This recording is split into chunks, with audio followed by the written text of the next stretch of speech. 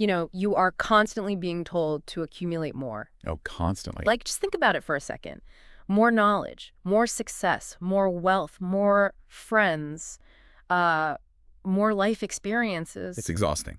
It really is. It feels like the absolute default setting of the modern world. I mean, if you want to be a complete successful person today, you're told you basically need to optimize everything. You Right. need side hustles, you need to read, I don't know, 50 books a year, you need this massive, robust network. And you just have to fill yourself up to the absolute brim. Exactly.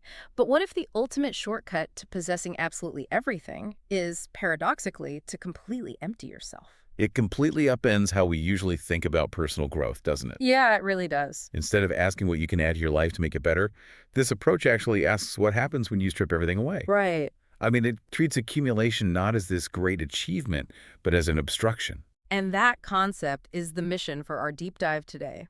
I'm your host and joined by our resident expert. We are exploring a really fascinating, translated, philosophical and spiritual framework. Yeah, it's by a writer named Suofeng, and it's titled Emptiness, Spirit, Grace. So as your guides on this journey, we're going to impartially unpack the unique worldview that this philosophy lays out. Right, because it's essentially a sequential map. Exactly. Starting with emptiness, moving to this animating force called spirit, then manifesting outwardly as grace, and finally culminating in a specific utopian vision called Lifechanyuan. It's a completely different lens through which to view your daily struggles, your ambitions, and really your entire relationship with the world around you. It really is. So let's get into it. Yeah, well, the structure here is incredibly logical. You literally cannot reach the final enlightened state without mastering the very first step. Makes sense. Right. If we follow this map, we have to start at ground zero, which is the concept of emptiness.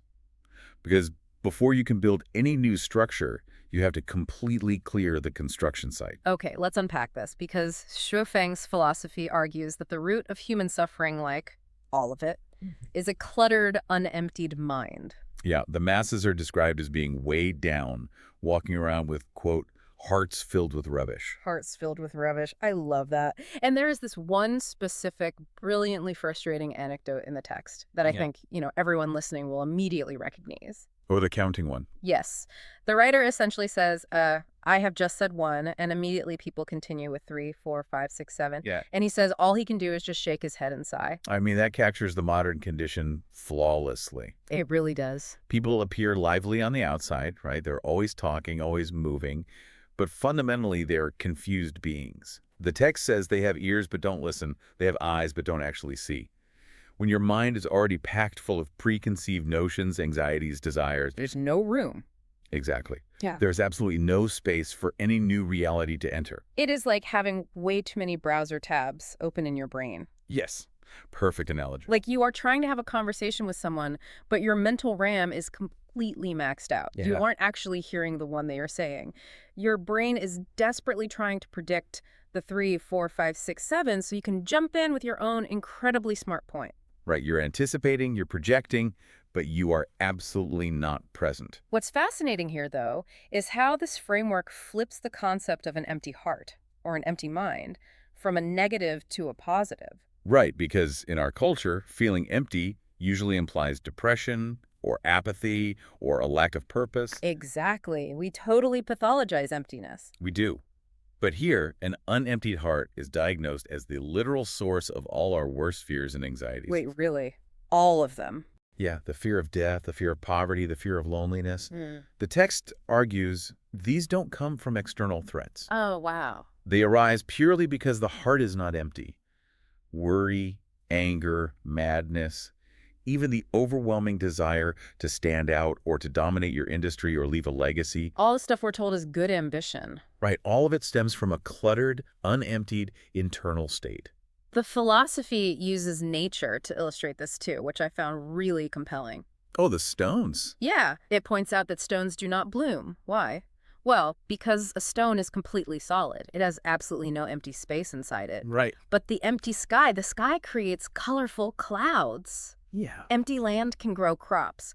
An empty house is actually useful because, well, you can actually live in it. It is the void that gives things their utility. Yeah, I mean, a cup is only useful because of the empty space inside it. exactly. If your mind is a solid stone, nothing can grow there. Okay, I follow the logic on how anger or the fear of poverty might come from a cluttered mind. But I have to push back a bit on where this philosophy takes the idea next. Okay, where's that? Because it goes a step further and explicitly advises, and I quote, "Do not be a good person, nor a bad person. Do not do good deeds, nor evil deeds." Yeah, that part. Yeah, how can any ethical or spiritual framework tell you, point blank, not to be a good person and not to do good deeds? I mean, that sounds like a recipe for total societal apathy. I get it. It sounds incredibly jarring, especially to a modern ear that is so trained on, like, moral optimization. Right. But let's look at the underlying mechanics here. This isn't advocating for malice or cruelty or laziness. Okay. It is fundamentally attacking the ego.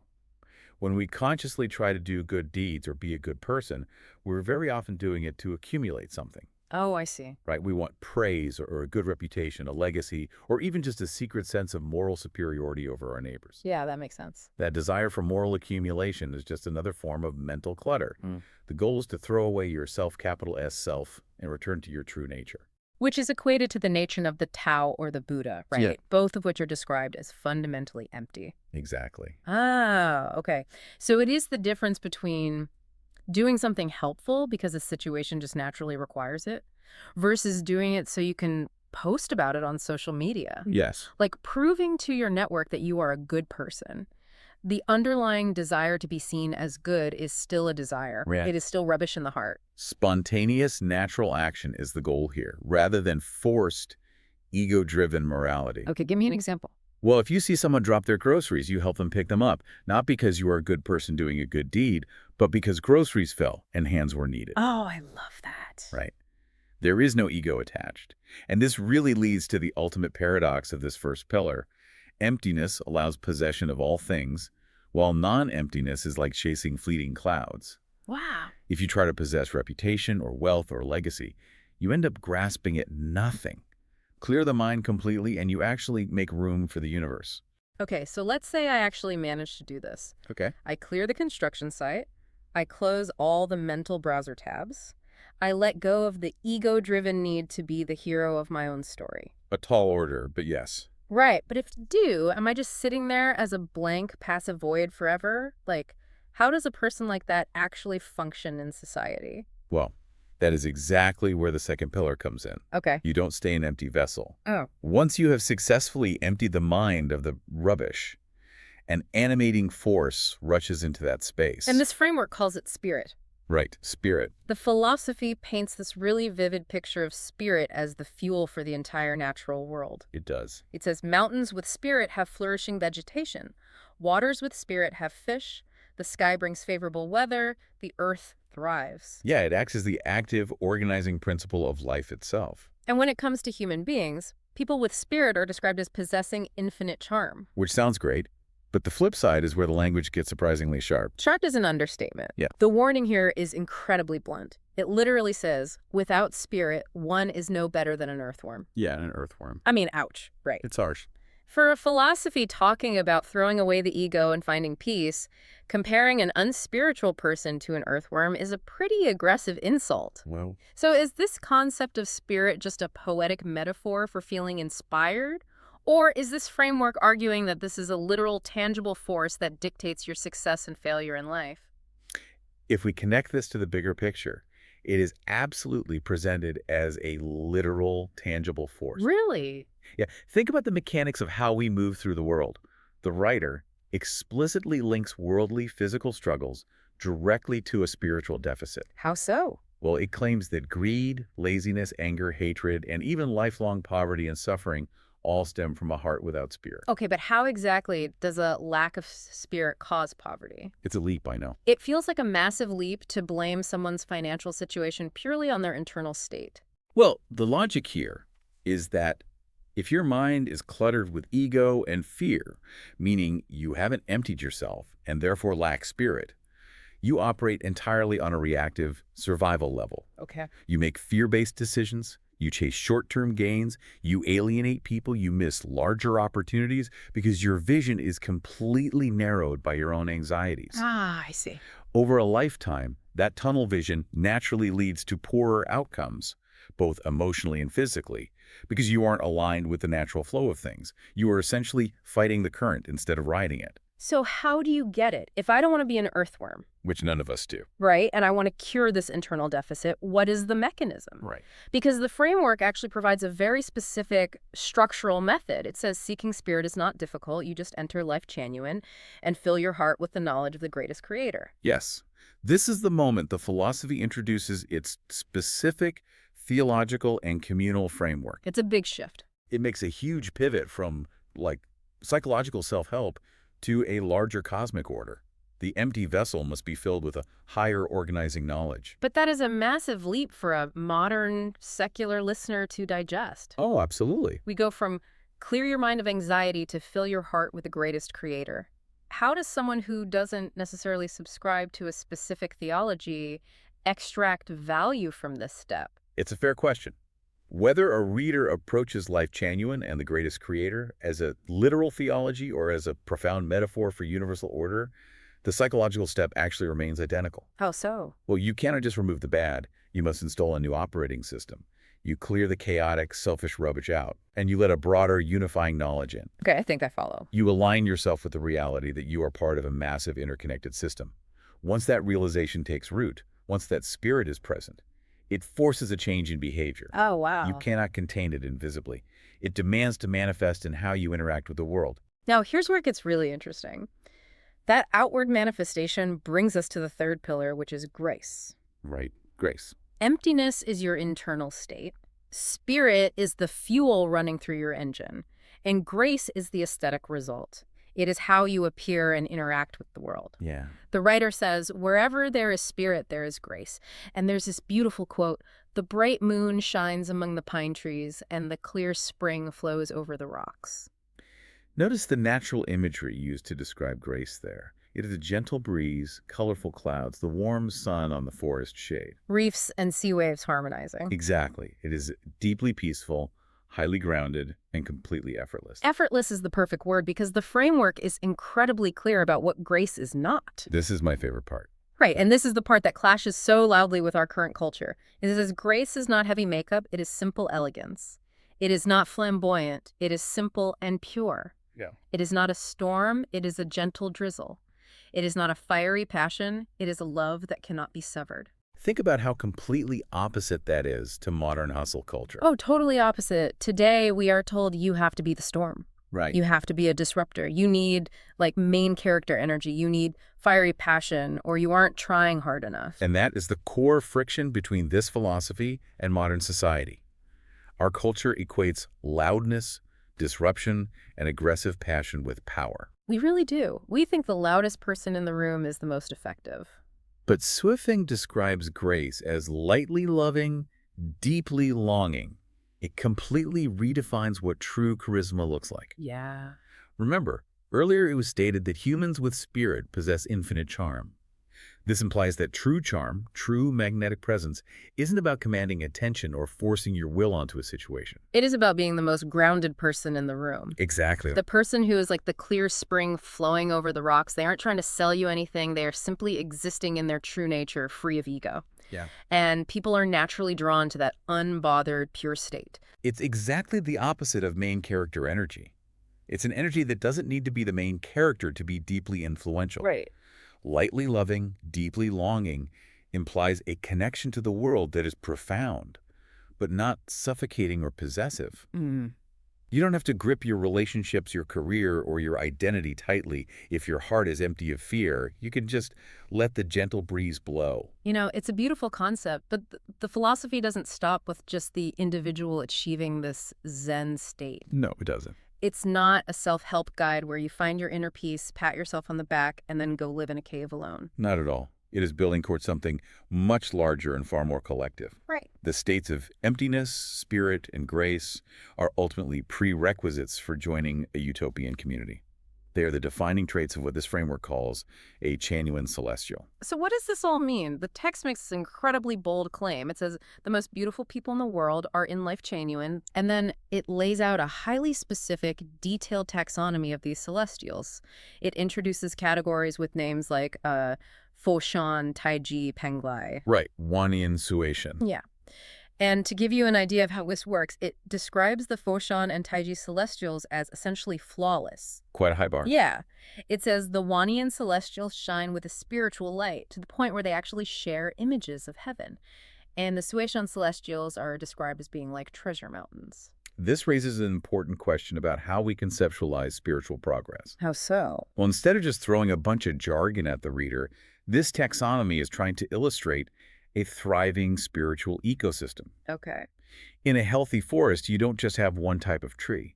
You have deep roots, you have broad leaves, you have fungi, you have the canopy. Oh, I see. Similarly, a utopian community isn't a monolith of identical monks. Some individuals are beacons of light, like the Wanian celestials showing others the way. Others are incredibly grounded and resource-rich, like the Sushan treasure mountains, providing stability. That makes a lot of sense. It is an ecosystem of grace. Yes. But I do have to push back a little on the exclusivity of it all. Okay. The framework mandates that if you want to become a celestial, you must plan your life around emptiness, spirit, and grace. But you also must spread your love to the world and join in building Lifechanyuan. Right. Does that mean you cannot achieve this ultimate state of enlightenment entirely on your own? In this framework, enlightenment is definitively not a solo endeavor. Really? Yeah, you can empty your mind in isolation. You can even gain spirit as an individual. But the ultimate expression of grace requires other people. Oh, wow. If you are a treasure mountain, a mountain only has meaning as part of a larger landscape. If you shine with spiritual light, well, light is meant to illuminate things for others to see. You can't be a gentle breeze if there are no leaves to rustle. That is a perfect way to put it. The philosophy insists that you must spread your love to the world and co-build this space. Whether a reader interprets Lifechanyuan as a literal, physical commune they need to go find, or as a metaphorical state of collective harmony to build within their own family, or workplace, or neighborhood, the mandate is identical. True grace is communal. It is shared. It is the ultimate antidote to the loneliness and isolation that was earlier blamed on the unemptied heart. So you start the journey by violently clearing out your own selfish, fearful rubbish, and you end the journey by co-building a beautifully balanced ecosystem with other people. Exactly. It is quite a trajectory. Let's look at the complete path we just walked, because it is an entire architecture for living. Right. It demands that you start by clearing the mental clutter, throwing away the ego and the frantic desire to accumulate. That is emptiness. Okay. By creating that void, you allow a life-giving, organizing energy to flow into you, rather than operating on fear. That is spirit. Yeah. You then manifest that energy outwardly, not as a chaotic, disruptive storm, but as a quiet, pure elegance. That is grace. Yeah. And finally, you take that grounded presence and share it, co-creating a beautiful existence with others in Lifechanyuan. Let's bring this directly back to you, the listener, and your daily grind. Because you don't necessarily have to be trying to become a Chanyuan celestial to find immense practical value in everything we just discussed. Absolutely. Think about the sheer volume of information, opinions, and anxieties you are bombarded with every single day. It's overwhelming. We are living in the absolute peak of the attention economy. Every app, every billboard, every news alert is designed to fill your mind. Right, the rubbish. Yes. The metaphor of someone saying 1 and you immediately jumping to 3, 4, 5, 6, 7 is the most accurate diagnosis of our modern attention span imaginable. It hurts because it's true. It really does. Just learning to hit pause, to stop anticipating, to stop trying to instantly categorize, judge, and react to every single stimulus is a vital survival tool. So embracing a little bit of that emptiness can literally protect your brain from the madness of an overcrowded world. Which brings us to a final lingering thought for you to ponder as you go about your day. It is something that builds on this philosophy, but brings it right into your current, immediate reality. What's that? This framework promises that emptiness allows you to possess all things. It promises clarity, spirit, and infinite charm. But if you were to genuinely try this today, if you were to look at the cluttered construction site of your own mind right now, What is the very first piece of mental rubbish that you would have to throw away? Oh, that's a tough question. What specific fear of failure, what burning desire for praise, or what exhausting grudge would you have to drop this second to make room for the void? Because remember, you are constantly told to accumulate more. But what if the only thing keeping you from possessing everything is your refusal to hold absolutely nothing?